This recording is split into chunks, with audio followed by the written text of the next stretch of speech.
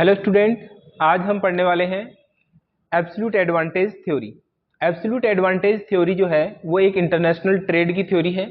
यानी कि ये थ्योरी बताती है कि इंटरनेशनल ट्रेड किस तरह से किया जाता है, दो कंट्रीज के बीच में इंटरनेशनल ट्रेड क्यों होता है ना। तो ये जो थ्योरी थी वो दी थी एडम स्मिथ ने।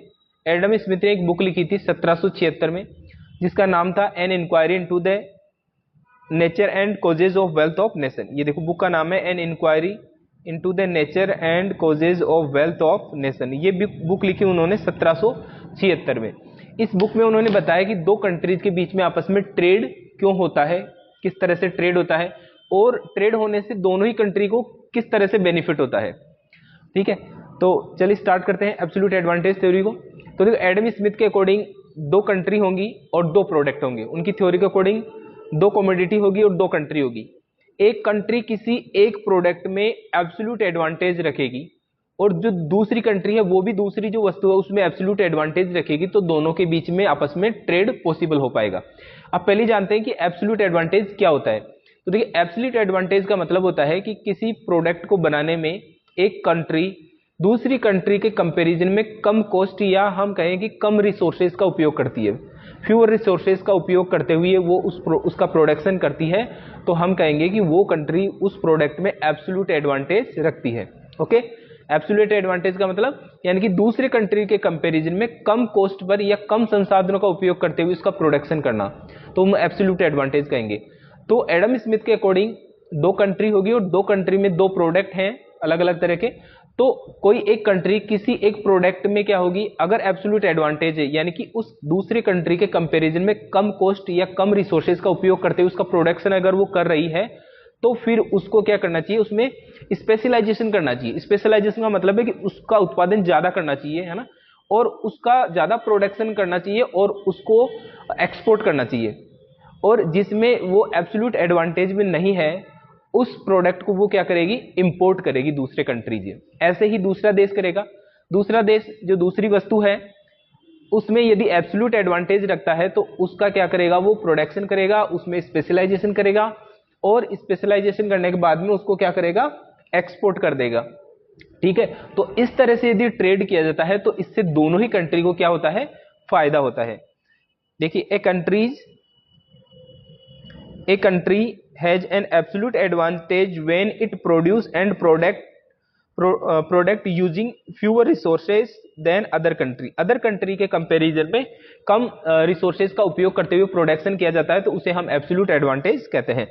इफ टू कंट्रीज, यदि दो कंट्रीज हैं, have an absolute advantage in different product, both countries will benefit from trade between those countries. इन दोनों कंट्रियों में आपस में ट्रेड करने से इनको क्या होगा, फायदा होगा दोनों को ही। The countries which has absolute advantage in product, it will produce that product and sell it to other countries. यदि कोई कंट्री किसी प्रोडक्ट में एब्सोल्यूट एडवांटेज रख रही है यानी कि वो उसको कम कॉस्ट पर बना रही है, तो उसको बनाना चाहिए और उसको क्या करना चाहिए, उसको एक्सपोर्ट करना चाहिए। अब यहाँ पर हम एक एग्जाम्पल लेंगे और उस एग्जाम्पल से इस थ्योरी को समझने की कोशिश करेंगे। ये देखिए, बिफोर ट्रेड और आफ्टर ट्रेड एग्जाम्पल ले रहे हैं। पहले बिफोर ट्रेड का। बिफोर ट्रेड की बात करें तो दो कंट्रीज हैं, एक अमेरिका है यूएसए और एक अपना इंडिया है। ठीक है, दो कंट्री है और दो कमोडिटी ले लेते हैं हम। एक मैंने लिया है राइस यहाँ पर और दूसरा लिया है क्लॉथ। अब देखो, राइस का प्रोडक्शन होता है केजी में, तो केजी, और क्लॉथ का होगा मीटर में, और एचआरएस मतलब यह है लेबर होवर्स।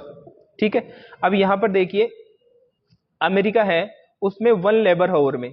अब हम मान रहे हैं कि लेबर को कांस्टेंट रखेंगे, है ना, लेबर को कांस्टेंट लेंगे। लेबर एक फैक्टर ऑफ प्रोडक्शन होता है और एडम स्मिथ के अकॉर्डिंग जो फैक्टर ऑफ प्रोडक्शन है वो सिर्फ उन्होंने लेबर को कंसीडर किया है। हालांकि factor of production labour, capital, organise, entrepreneur अलग अलग होते हैं, लेकिन उन्होंने सिर्फ लेबर को ही फैक्टर ऑफ प्रोडक्शन माना है। तो लेबर को उन्होंने फैक्टर ऑफ प्रोडक्शन माना, यानी कि उत्पादन का साधन सिर्फ लेबर है। लेबर को जितना ज्यादा लगाया जाएगा उतना ही ज्यादा प्रोडक्शन होगा। तो यहाँ पर 1 लेबर होवर को यहाँ पर उपयोग किया गया कि 1 लेबर होवर उपयोग लगाया गया। तो राइस का प्रोडक्शन अमेरिका में होता है 18 केजी राइस का प्रोडक्शन होता है। वहीं 1 लेबर होवर को, 1 लेबर होवर का मतलब है कि लेबर की कुछ संख्या है और उसको 1 घंटे के लिए काम में लिया जा रहा है।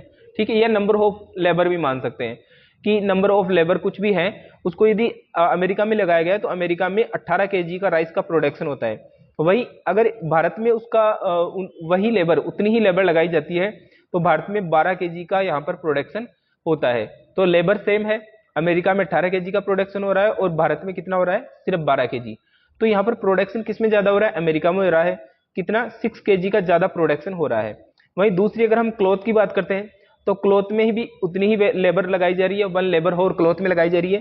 तो क्लॉथ का प्रोडक्शन अमेरिका में हो रहा है 12 केजी और इंडिया में कितना हो रहा है, इंडिया में हो रहा है 20 केजी, है ना, इंडिया में 20 केजी हो रहा है।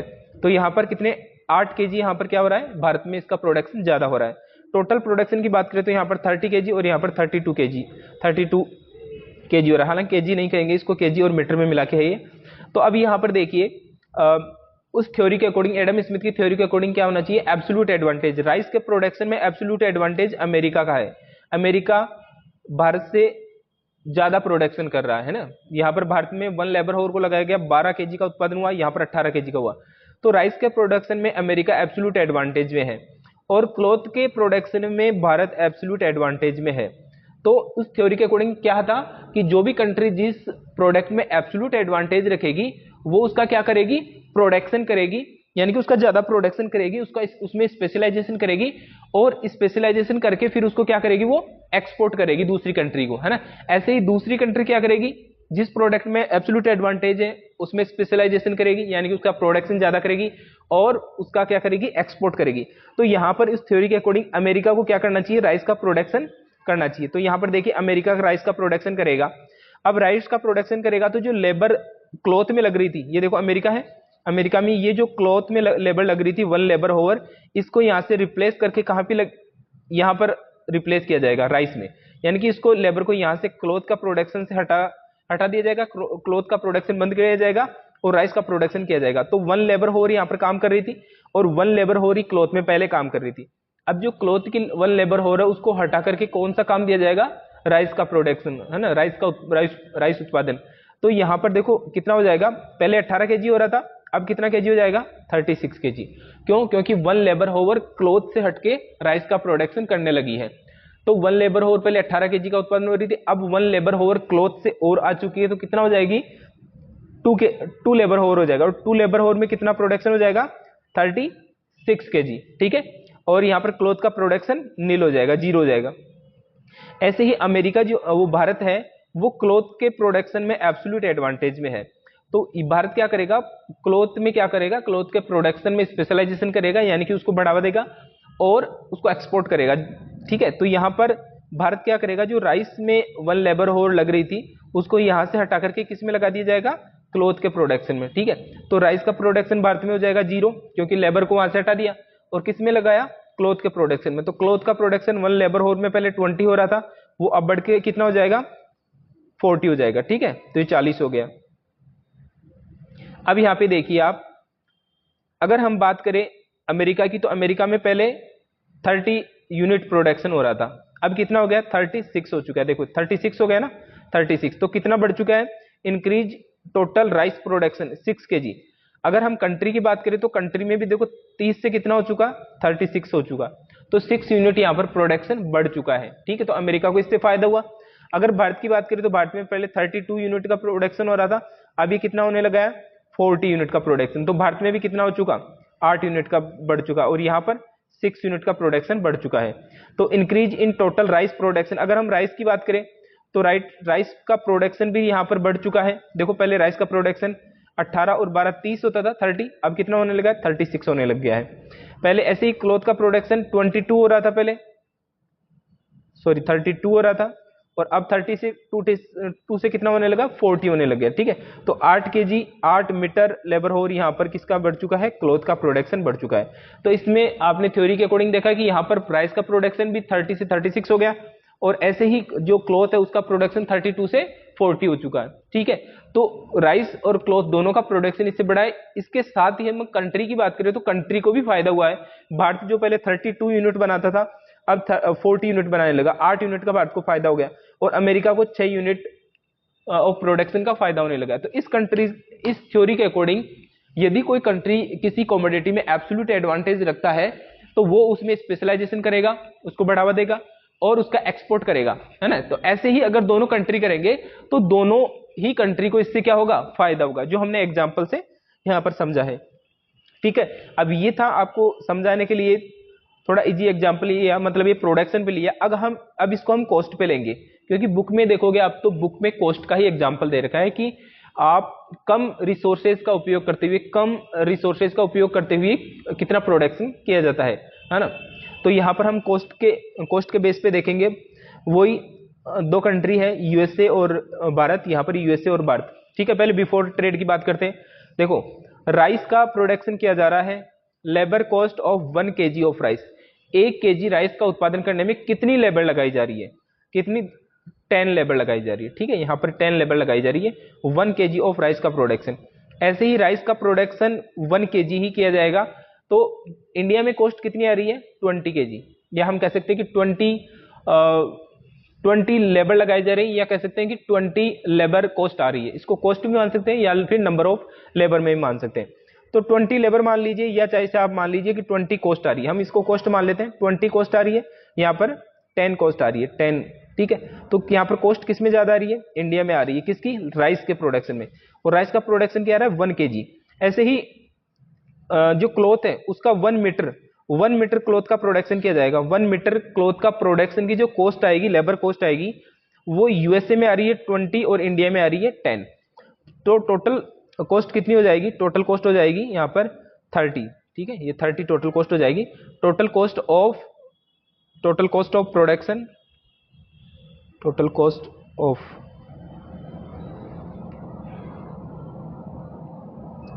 ऑफ प्रोडक्शन 2 kg राइस, क्योंकि देखो 1 और 1 2 kg राइस और 2 मीटर क्लॉथ, 2 मीटर कपड़ा और 2 मीटर राइस, इसकी कॉस्ट कितनी आ जाएगी, 30 आ जाएगी यहाँ पर। ठीक है, यूएसए में। और इंडिया में भी कितनी आ रही है, 30 आ रही है।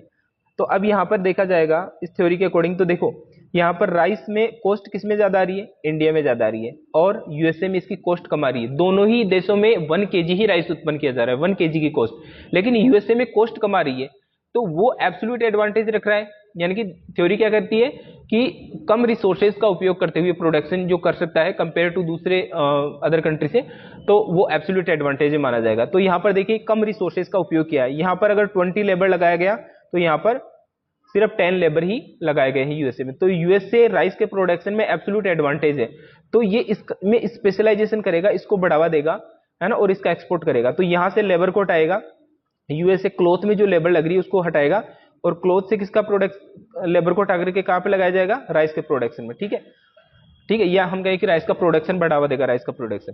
तो राइस में प्रोडक्शन को डबल और बढ़ाया जाएगा। तो राइस के प्रोडक्शन में जो लेबर कॉस्ट है वो 10 की जगह कितने आने लगी, 20 आने लगी, क्योंकि प्रोडक्शन बढ़ गया ना, प्रोडक्शन बढ़ गया, तो यहाँ पर 20 आने लगी। Rice labour cost of 1 kg of rice, 1 kg नहीं, अब यहाँ पर कितनी हो जाएगी, 2 kg हो जाएगा, 2 kg, क्योंकि 1 kg में 10 कॉस्ट आ रही थी, तो 22 kg में कितनी आ जाएगी, 20 कॉस्ट। ऐसे ही इंडिया जो क्या करेगा, इंडिया में कॉस्ट देखो क्लॉथ की कम आ रही है, क्लॉथ की कॉस्ट 10 आ रही है। ठीक है, और यहाँ पर यूएसए में आ रही है 20।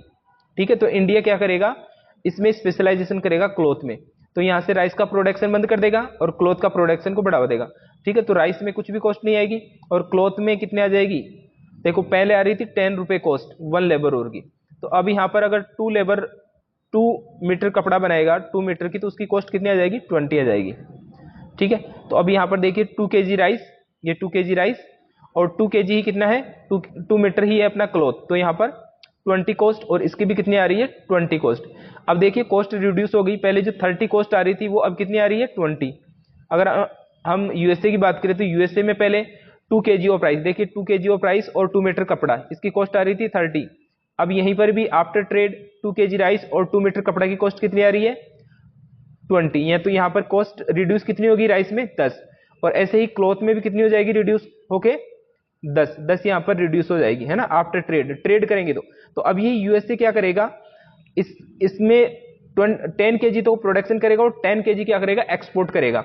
ठीक है, एक्सपोर्ट कर देगा इंडिया को, तो इंडिया इंपोर्ट कर लेगा, इंडिया राइस का इंपोर्ट करेगा। ऐसे ही जो इंडिया है वो क्लॉथ का एक्सपोर्ट करेगा, और राइस क्या करेगा, राइस यूएसए से इंपोर्ट कर लिया जाएगा। तो ऐसे इंपोर्ट और एक्सपोर्ट करेंगे, यानी कि आपस में ट्रेड करेंगे, तो इससे दोनों को ही क्या होगा, फायदा होगा, है ना, कॉस्ट रिड्यूस हो जाएगी इससे।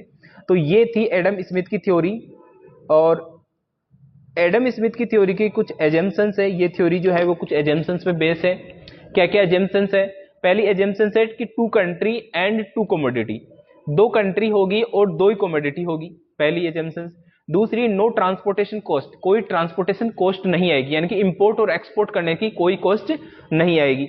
तीसरी है, labour is only of factor of production, factor of production के और भी साधन होते हैं, लैंड भी होता है, लेबर भी होता है, कैपिटल भी होता है, लेकिन इन्होंने सिर्फ इस थ्योरी पर कंसिडर किया सिर्फ लेबर को, कि लेबर सिर्फ फैक्टर ऑफ प्रोडक्शन हैगा। लेबर इज होमोजीनियस, होमोजीनियस का मतलब है कि लेबर को किसी भी काम पे लगा दीजिए, वो उतना ही उस काम को एफिशिएंट तरीके से कर सकता है, जो मतलब हर काम को वो अच्छे से कर सकता है। फिर है, labour was mobile within a country but immobile between country, यानी कि जो लेबर है वो एक जगह से दूसरी जगह तो जा सकता है, एक कंट्री के अंदर तो, है ना, ये मतलब एक काम को छोड़ के दूसरा काम कर लेगा, वो एक ही कंट्री में तो क्या करेगा, वो जा सकता है, लेकिन एक कंट्री से दूसरी कंट्री में वो नहीं जा सकता, ठीक है। फिर उसके बाद में इसको अपन ऐसे समझ सकते हैं, जैसे राजस्थान का व्यक्ति है वो गुजरात जा सकता है, महाराष्ट्र जा सकता है, बिहार का व्यक्ति राजस्थान आ सकता है ना। एक कंट्री के भीतर तो लेबर क्या होगी, कहीं भी जा सकती है, लेकिन एक कंट्री से दूसरी कंट्री में नहीं जा सकती, ठीक है, इमूवेबल होगी वहां पर। Free trade, no trade restrictions, free trade होगा, यानी कि किसी भी तरह का कोई रिस्ट्रिक्शंस ट्रेड में नहीं होगी, कोई ट्रेड बैरियर्स यहाँ पर नहीं होगी, ये मानते हुए ये थ्योरी काम करती है। अब आपको ये एजम्पशंस आपने देखी, आपको लग रहा होगा कि ये एजम्पशंस लगभग अनरियलिस्टिक है, वास्तव में ये एजम्पशंस सही नहीं है, क्योंकि ये एग्जिस्ट नहीं करती है। अब इसी के आधार पर इनका क्रिटिसिज्म किया गया। देखो, पहला तो है कि limited scope, the theory is only consider scenario where a country has an absolute advantage in at least one product, किसी एक प्रोडक्ट में यदि कोई कंट्री एब्सोल्यूट एडवांटेज में होगी तो उसी पर इसको ध्यान में दिया गया है। Overlooking cases where a country might not have an absolute advantage in a product it does not explain how to trade could still be beneficial for such countries, यदि एक से ज्यादा जो कमोडिटी है उसमें कोई कंट्री एब्सोल्यूट एडवांटेज रखती है, या हो सकता है कि किसी प्रोडक्ट में कोई एब्सोल्यूट एडवांटेज नहीं रखती है, तो ऐसी स्थिति में कैसे ट्रेड संभव होगा, क्या ट्रेड हो पाएगा या नहीं हो पाएगा, इसके बारे में ये थ्योरी नहीं बताती है, ठीक है।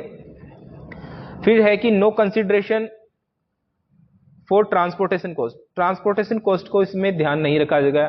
एक्चुअल में ट्रांसपोर्टेशन कॉस्ट तो आती है ना, चाहे आप बाई एयर के एरोप्लेन, बाई शिप के द्वारा, किसी के द्वारा भी आप इंपोर्ट कीजिए, एक्सपोर्ट कीजिए, उसकी ट्रांसपोर्टेशन कॉस्ट आती है। तो यहाँ पर ट्रांसपोर्टेशन कॉस्ट को यहाँ पर क्या कर दिया गया, इग्नोर कर दिया गया। फिर labour, only labour factor was considered other than other factor of production were not consider, सिर्फ लेबर को ही इन्होंने क्या माना है, फैक्टर ऑफ प्रोडक्शन, जबकि लेबर के अलावा अन्य चीजें भी होती है फैक्टर ऑफ प्रोडक्शन की, अदर फैक्टर्स को यहाँ पर इग्नोर कर दिया गया। Labour are not homogeneous, labour homogeneous नहीं होते हैं, ठीक है, यानी कि लेबर हर तरह का काम नहीं कर सकता। एक स्पेशल काम करने वाला लेबर दूसरों काम कराओगे तो वो नहीं कर पाएगा। जैसे राइस का प्रोडक्शन कर रहा है वो लेबर है, उसको आप राइस से हटा करके क्लॉथ का प्रोडक्शन लगवा रहे हो, और आप सीधा डबल कर रहे हो कि वन यूनिट ऑफ लेबर पहले था, अब वन यूनिट ऑफ लेबर बाद में आ गया है ना, वन लेबर और बाद में और ऐड कर दिया तो उतना ही प्रोडक्शन होगा, है ना, ऐसा नहीं होता है। लेबर होमोजीनियस नहीं होता है। लेबर, क्लॉथ का प्रोडक्शन करने वाले लेबर को आप वहां से हटा करके राइस के प्रोडक्शन में लगाओगे तो वो उतना अच्छे से काम नहीं कर पाएगा। ऐसे ही जो राइस का प्रोडक्शन कर रहा है उस लेबर को वहां से हटाया और क्लॉथ के प्रोडक्शन में लगा दिया तो वो भी उस काम को अच्छे से नहीं कर पाएगा, यानी कि उतना अच्छे से नहीं कर पाएगा जो पहले से वहां पर लेबर काम कर रही है, क्लॉथ का प्रोडक्शन कर रही है, उतना अच्छे से वो काम नहीं कर पाएगा। तो लेबर होमोजीनियस नहीं होती है। Free trade are not exist, फिर दूसरा है कि फ्री ट्रेड होता नहीं है, फ्री ट्रेड एग्जिस्ट नहीं करता है, क्योंकि कुछ न कुछ रिस्ट्रिक्शंस लगाए जाते हैं, कस्टम ड्यूटी वगैरह लगा दिए जाते हैं, तो इस तरह से फ्री ट्रेड वर्तमान में नहीं देखा जाता। तो ये भी एक इसका क्रिटिसिज्म है। हालांकि अब फ्री ट्रेड होने लगा है, फ्री ट्रेड दो कंट्रीज के बीच में एक एग्रीमेंट हो जाता है कि किसी भी तरह के कोई रिस्ट्रिक्शंस नहीं लगाए जाएंगे, और जो कोटा वगैरह है, इंपोर्ट ड्यूटी वगैरह है, उस तरह के कस्टम ड्यूटी है, ये टैक्स वगैरह नहीं लगाए जाए। हालांकि जो टैक्स लगाए भी जाएंगे तो उनका पर्पस जो होगा ना वो ये होगा कि ज्यादा से ज्यादा रेवेन्यू जनरेट करना, न कि उनको रोकना एक तरह से, ठीक है। तो फ्री ट्रेड नॉट एग्जिस्ट, इन्हीं सभी जो मान्यता उनके आधार पर इस तरह से उनका क्रिटिसिज्म किया गया था। तो ये हमने पढ़ी एडम स्मिथ की एब्सोल्यूट एडवांटेज थ्योरी, ठीक है। एक बार रिपीट करूँ, एब्सोल्यूट एडवांटेज क्या होता है? यदि कोई कंट्री किसी दूसरे कंट्री के कंपैरिजन में किसी प्रोडक्ट को कम रिसोर्सेज का उपयोग करते हुए बनाती है तो हम कहेंगे कि वो एब्सोल्यूट एडवांटेज में है। ठीक है, तो एक कंट्री जो एब्सोल्यूट एडवांटेज में है वो उस प्रोडक्ट में क्या करेगी? स्पेशलाइजेशन करेगी और उसको एक्सपोर्ट करेगी, और ऐसा करने से दोनों कंट्रियों को क्या होता है? फायदा होगा। ठीक है, ये हमारी एब्सोल्यूट एडवांटेज थ्योरी हो गई। अब हम दूसरी रिकार्डो की थ्योरी पढ़ते हैं। एब्सोल्यूट एडवांटेज थ्योरी के बाद में जो नेक्स्ट थ्योरी है वो है comparative cost theory of international trade.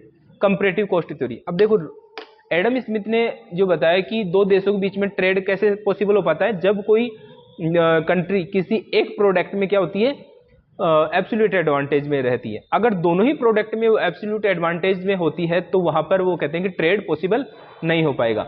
लेकिन रिकार्डो है, वो रिकार्डो कहते हैं कि नहीं, एब्सोल्यूट एडवांटेज के बेस पे नहीं होगा, कंपैरेटिव कॉस्ट एडवांटेज के बेसिस पे ट्रेड होता है। कंपैरेटिव कॉस्ट एडवांटेज क्या होता है वो हम समझेंगे। पहले देखो उन्होंने बुक क्या लिखी, उन्होंने बुक लिखी the principle of political economy and taxation. ये डेविड रिकार्डो है, उनकी बुक का नाम है the principle of political economy and taxation. अब उन्होंने बताया सबसे पहले कि ट्रेड क्यों होता है। देखिए, trade originates due to difference in production cost of commodity according to Smith.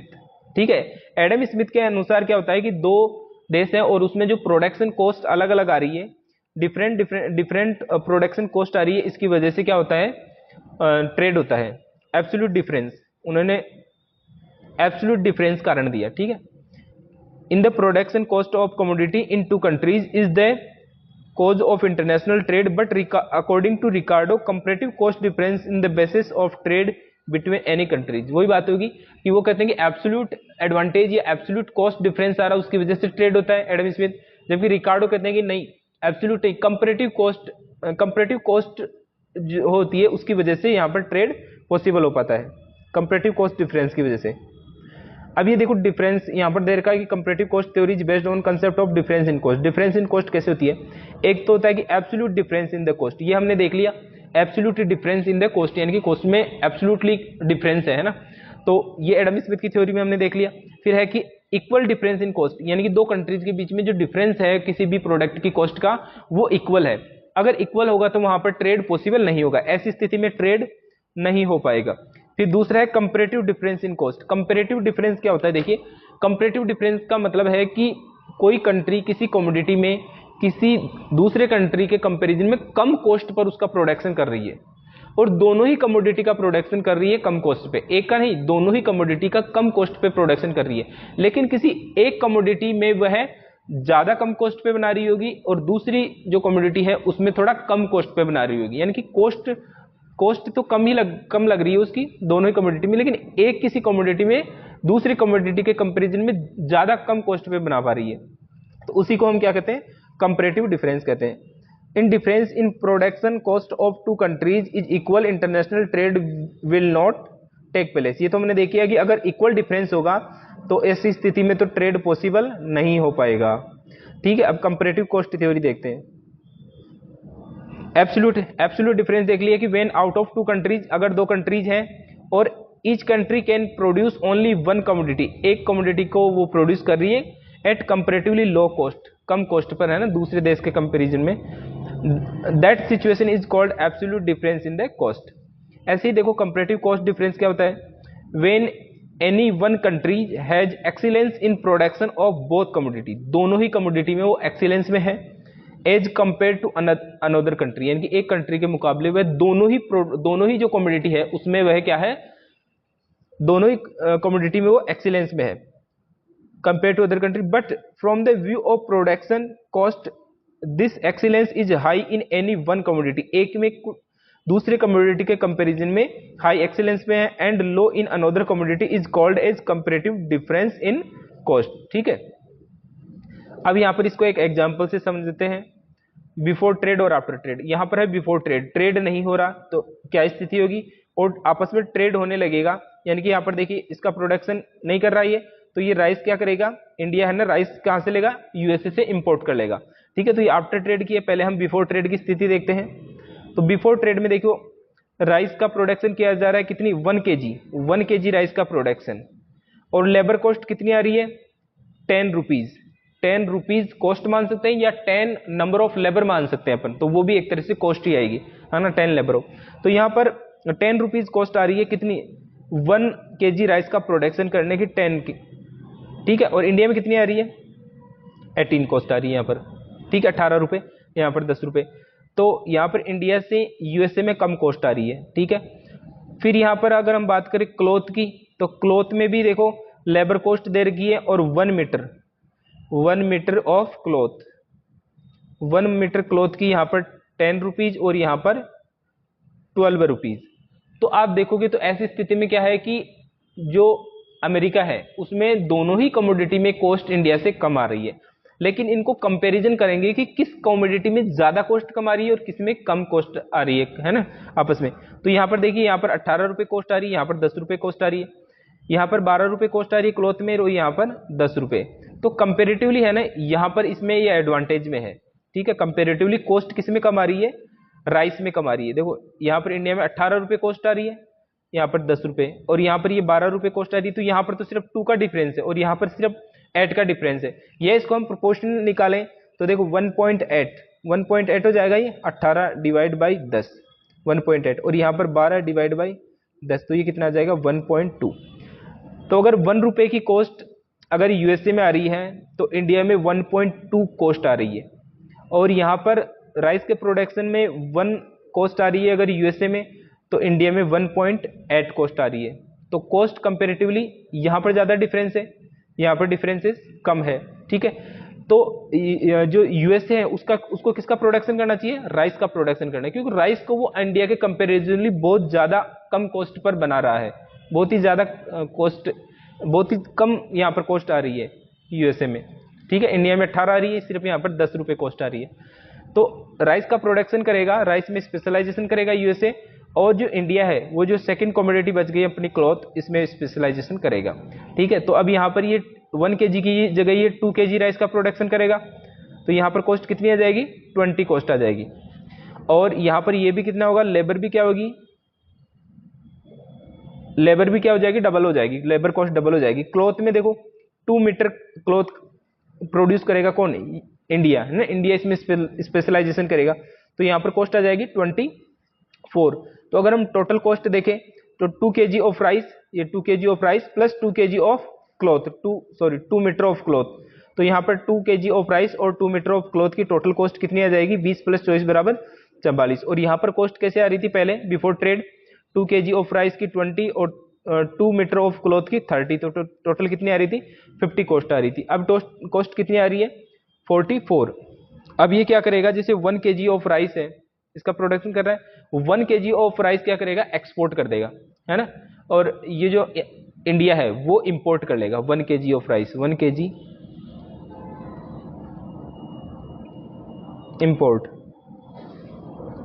और ये जो इंडिया है वो 2 मीटर क्लॉथ प्रोड्यूस कर रहा है ना, इसको पहले कितने की जरूरत थी 1 मीटर की, तो 1 मीटर ये क्या कर देगा एक्सपोर्ट कर देगा, 1 मीटर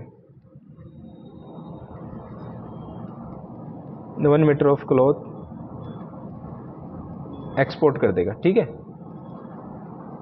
यूएसए को एक्सपोर्ट कर देगा, ठीक है। तो इस तरह से यहाँ पर भी 4 kg हो रहा है और यहाँ पर भी 4 kg हो रहा है, लेकिन हमारी कॉस्ट 50 थी वो रिड्यूस होकर कितनी हो चुकी है 44। तो कितना रिड्यूस हो चुकी कॉस्ट 6, है ना, 06 रुपीज यहाँ पर कॉस्ट हमारी रिड्यूस हो चुकी है, ठीक है। अब इसके एजम्पशंस देखिए, एजम्पशंस वही 2 कंट्री 2 कमोडिटी एंड 1 फैक्टर, ये 2 to 1 है इसका थ्योरी, यानी कि 2 तो यहाँ पर कंट्री है, 2 ही यहाँ पर क्या है कमोडिटी है, और 1 फैक्टर ऑफ प्रोडक्शन है 2 to 1, ठीक है। उसके बाद में नो ट्रांसपोर्टेशन कॉस्ट, कोई ट्रांसपोर्टेशन कॉस्ट नहीं है। Labour is only factor of production, labour factor of production है सिर्फ। Labour is homogeneous, labour was mobile within a country but immobile between countries, ये मतलब वही एजम्पशंस है जो हमने एडम स्मिथ में पढ़ी थी। फ्री ट्रेड है, नो रिस्ट्रिक्शंस है, परफेक्ट कंपटीशन एग्जिस्ट है in the commodity, law of constant return applies in the production. Law of constant return क्या होते हैं, जैसे हमारे फैक्टर ऑफ प्रोडक्शन बढ़ाया जाता है वैसे हमारा क्या होने लगता है प्रोडक्शन बढ़ने लगता हो। एक तरफ होता है प्रोडक्शन और एक तरफ होता है factor of production, factor of production. तो जैसे जैसे फैक्टर ऑफ प्रोडक्शन को आप बढ़ाओगे जैसे जैसे, वैसे ही प्रोडक्शन उसी अनुपात से क्या होने लगता है, बढ़ने लगता है। तो ये क्या होता है, लॉ ऑफ कांस्टेंट रिटर्न्स, यानी कि जैसे आप लेबर को बढ़ाओगे, जितना बढ़ाओगे उतना ही हमारा फैक्टर ऑफ हमारा प्रोडक्शन क्या होने लगेगा, बढ़ने लगेगा।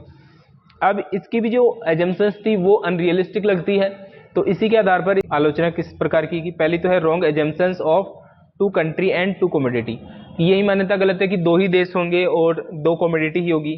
फिर उसके बाद में है कि no consideration of transportation cost, transportation cost पे विचार नहीं किया गया, जबकि इंपोर्ट और एक्सपोर्ट करने की ट्रांसपोर्टेशन कॉस्ट आएगी, तो जो बचत हम मान रहे थे वो बचत फिर ट्रांसपोर्टेशन कॉस्ट की वजह से नहीं हो पाएगी, ठीक है।